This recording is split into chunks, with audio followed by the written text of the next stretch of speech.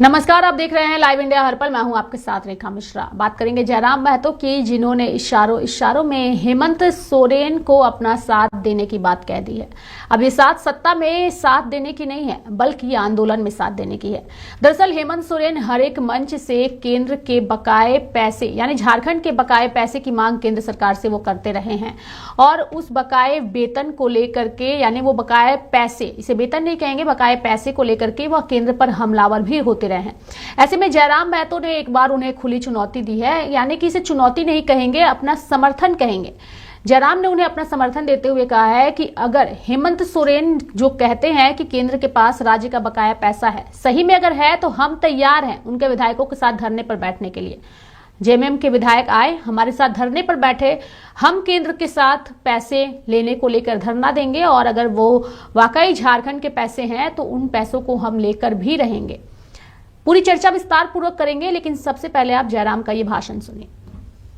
अगर माननीय मुख्यमंत्री को लगता है कि केंद्र के माध्यम से उनका बकाया राशि है, तो मैं एक विधायक होने के नाते उनका समर्थन दूंगा। उनके जितने भी विधायक हैं, आजा धरने पर बैठे, आइए बीसीसीएल का ताला बंद करते हैं, उससे मुख्यमंत्री अगुवाई करे, उनके तमाम मंत्री धरने पर बैठे। आइए जहां जहां से कोयला निकलता है झारखंड राज्य में, मुख्यमंत्री को कहिए भाषण देने की आवश्यकता नहीं, आप धरने पर बैठ जाइए, एक भी कोयला झारखंड का बाहर नहीं जाए। एक विधायक होने के नाते मैं मुख्यमंत्री के साथ खड़ा रहूंगा। अगर झारखंडियों को हक नहीं मिलेगा, हमारा कहना है कि अगर हमारे मतलब ये कहाँ का विकास हुआ कि हमारे चमड़े से आप ढोल बजाएंगे, ढोल की आवाज कोई और सुनेगा, हम दर्द में रहेंगे, तो हम उसका पक्षधर बिल्कुल नहीं है। अगर कोयला उन्नति का पैमाना है तो उन्नति हमारा भी होना चाहिए। पीएम हेमंत सोरेन अगर इस पर पहल करते हैं और कोई आंदोलन तैयार करते हैं, जैसा कभी बंगाल की मुख्यमंत्री स्ट्रिक्ट रहती हैं, तो एक विधायक होने के नाते उनका हम विपक्ष में होने के बावजूद समर्थन करेंगे। अगर माननीय मुख्यमंत्री को लगता है कि केंद्र के माध्यम से उनका बकाया राशि है, तो मैं एक विधायक होने के नाते उनका समर्थन दूंगा। उनके जितने भी विधायक हैं, आजा धरने पर बैठे, आइए बीसीसी।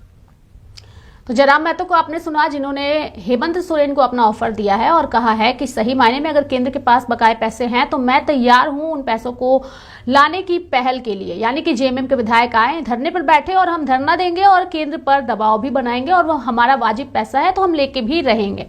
अब हम पूरी खबर और पूरा मामला दर्शकों को बताएंगे कि आखिर ये कौन से बकाये पैसे की मांग जो है वो लगातार हेमंत सोरेन की ओर से की जाती रही है और केंद्र ने इसको लेकर के क्या जवाब दिया है। दरअसल झारखंड सरकार के भू राजस्व विभाग ने इस मामले में जो कोयला कंपनियां राज्य में खनन कर रही हैं और जमीन का अधिग्रहण कर रखा है, उनसे बकाया वसूली के लिए कानूनी कार्रवाई करने की तैयारी कर चुकी है। इससे संबंधित एक चिट्ठी भी जारी की गई है।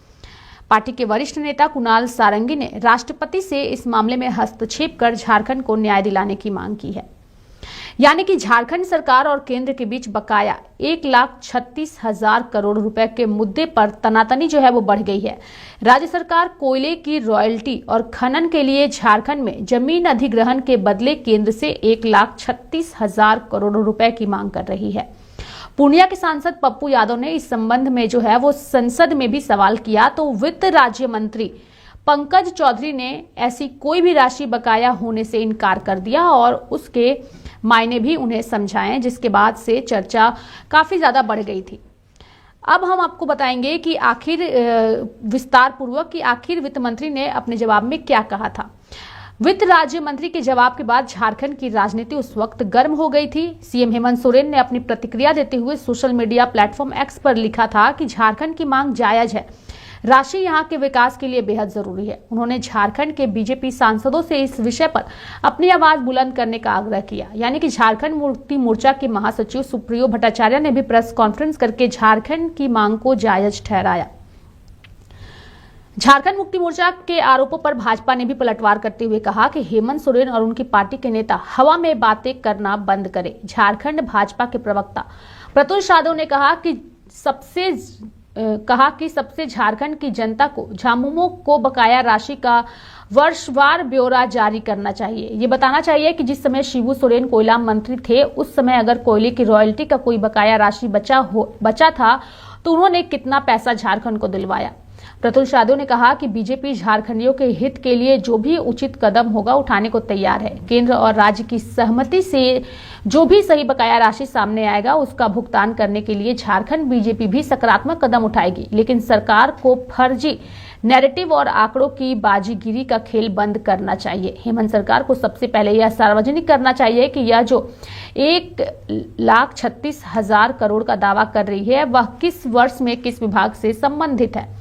फिलहाल यह मामला इसलिए भी चर्चा में आ चुका है क्योंकि अब इसमें जयराम महतो की एंट्री हो चुकी है। अब जयराम महतो का साथ अगर हेमंत सोरेन को मिलता है तो आप समझ सकते हैं कि यह मामला कितना ज्यादा तुल पकड़ेगा, क्योंकि झारखंड की राजनीति में जयराम महतो किसी भी मुद्दे पर अगर अपनी प्रतिक्रिया देते हैं तो वह मुद्दा बेहद गंभीर हो जाता है और उस पर न्याय मिलने की जो संभावना है वो बढ़ जाती है। क्योंकि ये मुद्दा काफी लंबे समय से हेमंत सोरेन उठाते रहे हैं। चुनाव से पहले ही, यानी कि जिस वक्त वो चुनावी भाषणों में जाते थे, कार्यक्रम करते थे, उस दौरान भी इस मुद्दे को उठाते थे और केंद्र पर हमला बोलते थे और कहते थे कि झारखंड के साथ सौतेला व्यवहार केंद्र सरकार करती है और झारखंड के बकाए पैसे को देने से कभी हमेशा इनकार करती है और देने को कभी तैयार नहीं होती है।